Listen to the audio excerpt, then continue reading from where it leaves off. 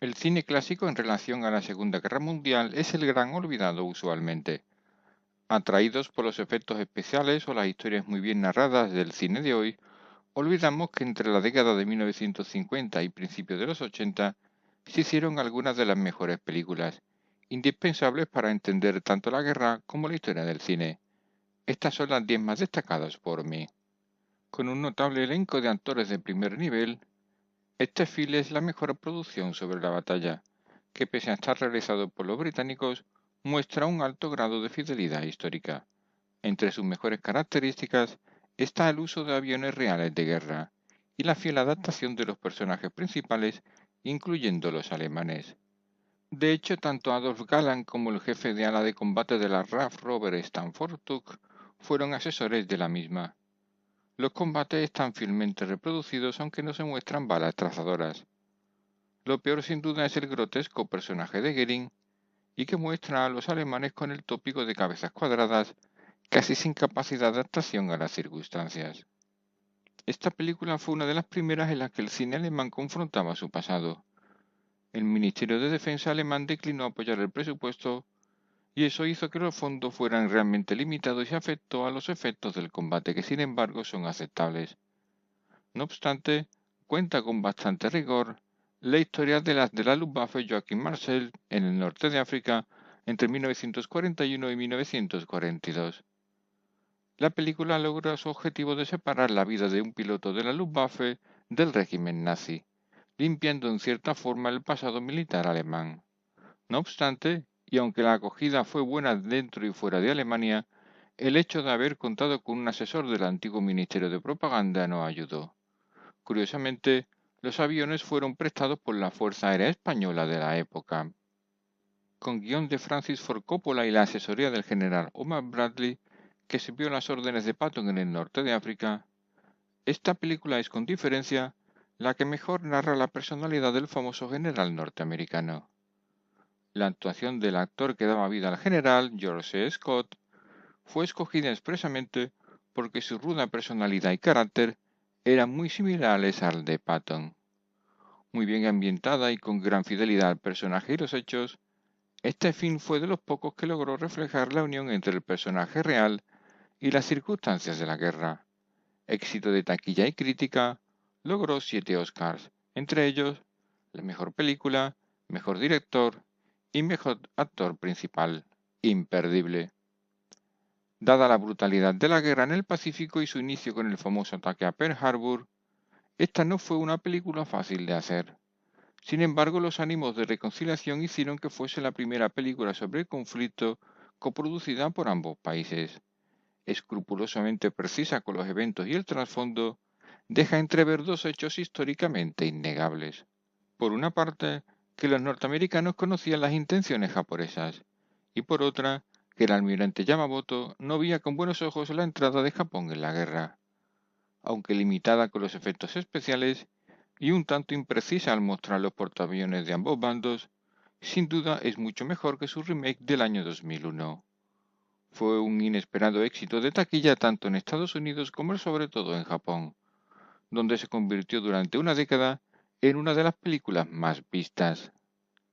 Aunque la crítica de Hollywood se cebó con el fin y al considerarlo un tanto plano y efectivamente hay notables imprecisiones, esta versión de 1976 se ajusta bastante bien a la realidad histórica, más allá de algunas partes del guión algo dudosas. Sin embargo, contó con la asesoría de algunos supervivientes y oficiales norteamericanos que dotaron a la película de gran rigor. Los portaaviones Lexington y Boxer fueron utilizados en esta película, al igual que algunas escenas de Tora Tora Tora y de la película 30 segundos sobre Tokio del año 1944.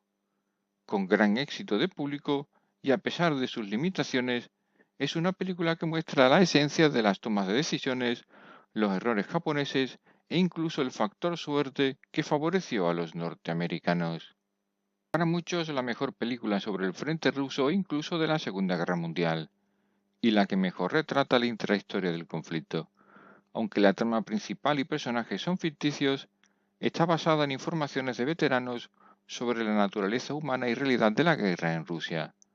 Ambientada en 1943, trata de la obsesión por el mérito de la Cruz de Hierro, más allá del deber y la lealtad.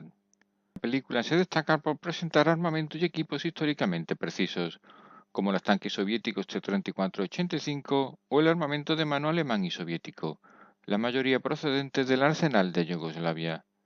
De ambientación impecable y grandes actuaciones de sus personajes, sigue siendo una película insustituible y la única de guerra que hizo el famoso director Sam Peckinpah. Mucho menos conocida que la anterior, cuenta también una historia ficticia, pero sobre fondo y forma completamente verídicos. La trama se basa en cómo era el entrenamiento de los marines de cara a la invasión de Iwo Jima, sus dificultades, el rigor del mismo y las naturalezas humanas complejas y a veces contrarias en relación a la guerra. Contó como actor principal con el icónico John Wayne, así como con el asesoramiento de varios veteranos, entre ellos los 3 únicos supervivientes que montaron la bandera en el monte Suribachi y de la que deriva la famosa foto. Muy bien ambientada, no es sin embargo muy realista en los combates, aunque sigue siendo una gran película para entender el interior de la mente del combatiente. Das Boot es sin lugar a dudas la mejor película sobre submarinos alemanes y la única que logra profundizar en las dificultades de la vida a bordo, sin más alardes dramáticos. Recrea fielmente las acciones del submarino 126 y su comandante Lothar Gunther Burkheim, en cuyo libro de éxito mundial se basa el film. Dirigida por Wolfgang Petersen, fallecido el pasado 12 de agosto de 2022, obtuvo 6 nominaciones a los Oscar. De gran precisión histórica, muestra a los submarinistas como la rama menos nazi de la Wehrmacht, como así fue, al mismo tiempo que se adentra en el universo de los miedos, glorias y anhelos de la tripulación, que se debate entre su alto grado de profesionalismo y su lucha por sobrevivir. Este film es, ante todo, una epopeya del desembarco de Normandía, en el que se narran desde los días previos hasta eventos tan importantes como las misiones de planeadores británicos para asegurar el puente Pegasus, los contraataques lanzados por paracaidistas estadounidenses dispersos por San Mereglis o el trabajo de infiltración y sabotaje. Está basada en el libro del mismo nombre de Cornelius Ryan.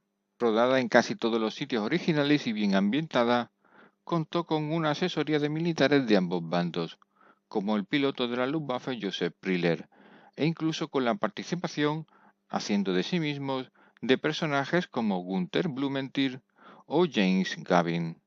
Aunque sus escenas de combate no se pueden comparar al realismo de salvar al soldado Ryan, influyó en esta última para su dramatización.